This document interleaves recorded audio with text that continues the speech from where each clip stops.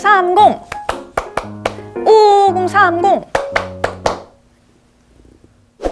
안녕하세요, 처바서영입니다. 최근 우리 도로 사정에 약간 좀 은근히 큰 변화가 생겼습니다. 도로교통법이 개정된 건데요, 이른바 안전속도 5030이죠. 이게 본격 시행된 지 보름가량 다다르고 있습니다. 아니, 원래도 우리가 도로의 무법자는 아니잖아요. 이미 도로에는 다 각기 상황에 맞는 제한속도라는 것이 정해져 있죠. 이게 좀 더 하향화가 된 것이 핵심인데요, 제한속도가 줄어들면 도로 상황은 더 안전해지는 거 아니야? 싶으실 겁니다. 그런데 의외로 현재 여기저기서 많은 말들이 나오고 있어요. 그래서 준비했습니다. 안전속도 5030 대체 무엇이고 왜 생겼는지, 과연 효용이 있는 것인지, 지금 나오고 있는 각기 다른 반응과 입장들 우리 같이 얘기 좀 해볼까요? 이미 운전을 하고 계신 드라이버분들은 아실 겁니다. 벌써 시행이 되고 있으니까요. 내비게이션이 시속 50km를 넘을 때마다 삐삐삐 우는 거, 요거 며칠간 몇 번씩 경험하셨을 거예요. 그래도 혹시 아직도 낯설다고 느끼실 분도 계시겠죠? 안전속도 5030 정확히 한 번 더 짚어드릴게요.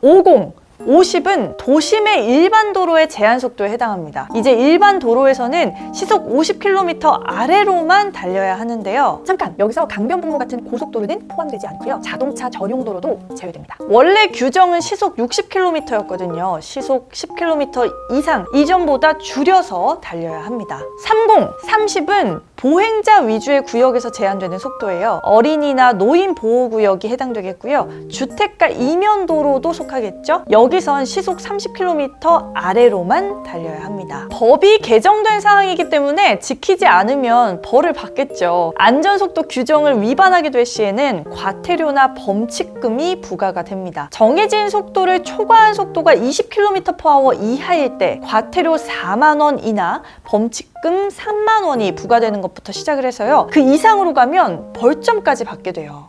참, 갑자기 정신이 바짝 들지 않나요? 근데 이 시속 10km를 줄인다는 게 그리 쉽지만은 않습니다. 10km 별 차이 있어? 하지만 운전자분들은 아실 거예요. 이미 습관화된 속도에서 시속 10km/h를 줄이면 뭔가 낯설게 느껴지죠. 훨씬 좀 굼뜨게 가는 듯한 느낌도 들게 되고요. 속도만큼 달릴 수 있는데 그 속도의 범위가 달라졌다? 이거 생각보다 나름 큰일이기도 합니다. 대체 왜 갑자기 바뀌게 된 걸까요? 지난 4월 17일에 시행됐으니까 이 변화가 한 달도 안 됐습니다. 우리에게는 좀 급격한 변화처럼 느껴지긴 해요. 근데 그렇지만은 않습니다. 본격적인 준비 기간만 2년가량 걸려서 나온 정책이에요. 제일 처음 정책을 제안한 건 경찰청인데요, 안전속도 5030 협의회라는 것을 만들어서 최초로 이 안건이 제안됐습니다. 이유는 예상하는 대로였어요. 교통사고 사망자와 부상자를 감소시키겠다는 겁니다. 사실 교통사고 사망자 수는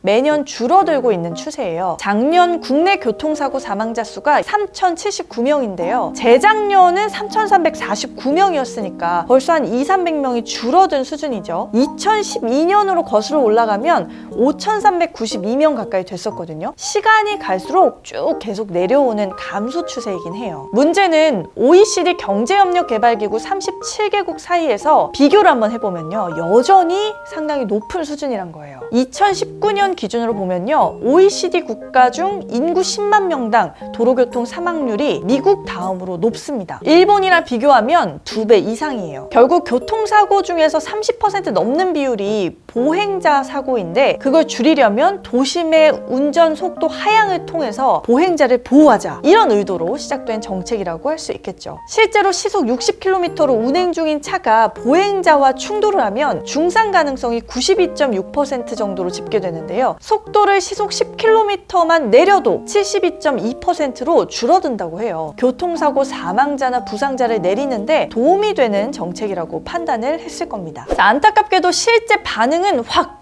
갈리고 있습니다. 불만은 의외로 운전자보다 보행자에게서 나오는데요. 속도 하향 정책 때문에 교통체증이 심화되다 보니까 대중교통을 이용할 때 정시에 오던 버스가 오지 않아서 민원이 제기되는 거예요. 기존 속도와 안전속도 5030이 시행되고 나서의 그 변화가 결코 크지는 않을 거다라는 게 기존 경찰청의 입장이겠죠. 이미 서울이나 부산 등에서 주행 실험도 한 적이 있었어요. 평균 구간 길이 13.4km에서 시속 50km로 또 시속 60km로 각각 달려본 거예요. 그랬더니 큰 변화가 없었다라고 합니다. 시속 50km로 가면 한 2분 정도가 길어진다고 하는데요. 어떻게 보면 별거 아니지만 또 어떻게 보면 사실 이거 별거기도 한 것 같아요. 1, 2분이란 작은 시간도 누군가에겐 정말 중요한 골든타임일 수 있거든요. 특히나 우리처럼 바쁜 현대인들에겐 더더욱 그렇고요. 거기다 서울 같은 경우는 워낙 도심이 출퇴근길에 밀리게 되잖아요. 이때 제한 속도가 낮아졌기 때문에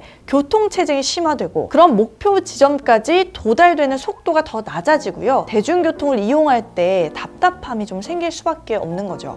분명 우리 안전을 위해서는 아주 좋은 일인 것 같긴 한데 이래저래 좀 불편한 것도 있는 것 같고 마음이 좀 복잡합니다. 한쪽에서는 긍정적인 얘기도 들려옵니다. 제한 속도가 낮아졌긴 하지만 애초에 도심에는 차량이 많아서 시속 50km 이상 달릴 일이 없다. 그러니까 시속 60km 제한이든 50km 제한이든 거기서 거기다 라는 의견이에요. 또 안전속도 5030 때문에 오히려 사고가 줄어서 정체가 완화되는 효과도 있을 거다라는 추측도 있어요. 인지 반응 시간이 확보되기 때문인데요. 인지 반응 시간은 물체를 이해하는 시간이나 물체를 보고 행동하고 또 반응하는 시간을 말합니다. 제한 속도를 낮춰서 차량이 더 천천히 달리게 되면 운전자는 보행자를, 보행자는 운전자나 차량을 더 인지할 시간이 빨라지죠. 그럼 교통사고 등이 예방될 가능성이 커지고요. 경찰청도 실제 효과에 대해서 시뮬레이션을 진행을 했다고 해요. 전국 13개 도시를 대상으로 시범 사업을 했는데 사망자 숫자가 제도 시행 이전에는 102명이었는데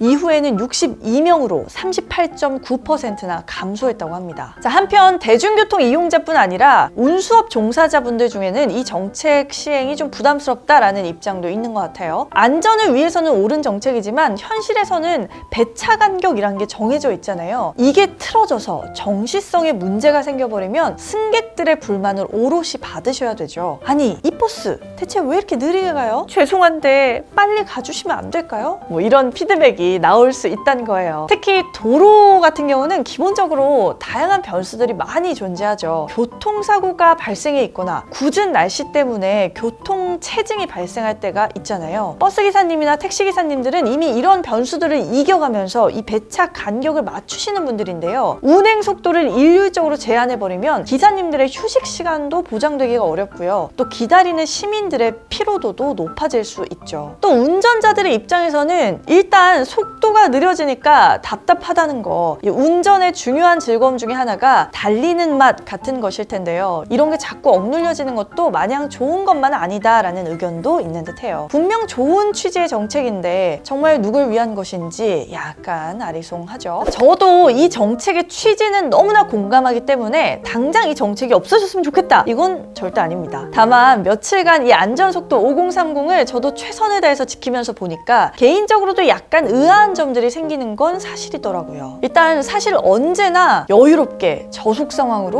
운전을 하는 그런 환경이라면 모르겠지만요. 단속 카메라가 없는 곳에서는 제한 속도라는 게 무의미해질 때도 많죠. 고속도로처럼 단속 구간에만 멈추고 그 구간이 지나면 바로 다시 속도를 올리고 우리 솔직히 다들 이거 한 번쯤 경험해보셨잖아요? 제가요.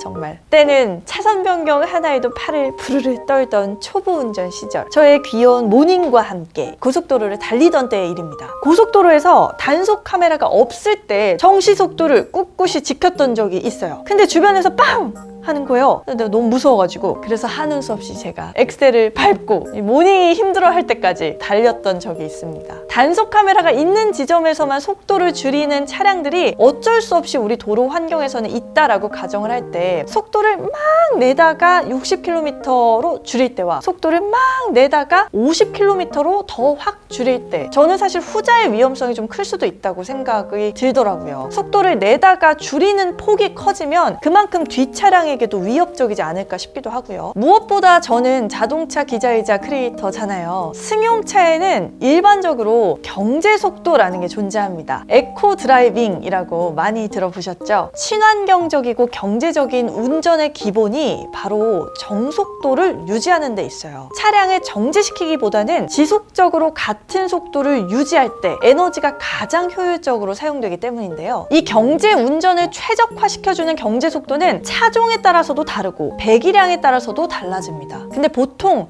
60에서 80km/h 사이예요. 경차부터 2000cc 미만까지는 60km/h, 2000cc 이상은 70km/h, 3000cc 이상은 시속 80km 정도에서 연비 효율성이 가장 높다고 보고 있어요. 실제로 자동차 제조사들도 대체로 시속 60km 전후로 최적의 연비가 나오도록 자동차를 설계합니다. 그 말은 시속 60km에서 최적의 엔진 회전수가 유지되도록 설계를 한다는 거예요. 이런 상황에서 50km로 계속 제한을 하면서 속도가 줄어들게 되면 변속기가 기어를 올렸다 내렸다 반복하게 되잖아요. 시속 60km일 때보다 기어가 낮은 상태로 운전을 하는 거니까 엔진 회전수는 더 높게 쓰게 되고요. 그러면 배출가스도 많아지게 되겠죠. 결과적으로 시속 50km/h로 제한 속도가 하향되면 운전자 입장에서는 상대적으로 연비 효율성도 떨어질 수가 있어요. 친환경 경제 운전과도 거리가 생기고요. 저는 이 점이 좀 아쉽게 느껴지더라고요. 자, 정리하자면 이렇습니다. 이 정책 분명 방향과 취지는 많은 분들이 공감하시리라 생각해요. 운전자건 보행자건 우리한테 가장 중요한 건 결국 안전입니다. 운행 제한 속도가 떨어져서 안정성이 높아질 수 있다면 정말 좋겠어요. 저도 개인적으로 진심으로 바라고 있습니다. 그런데 기왕이면 우리 현실 도로 상황과도 어느 정도 연계성을 좀 가졌으면 좋겠어요. 교통 선진국이라고 하는 유럽에서는요, 이런 속도 하향 정책이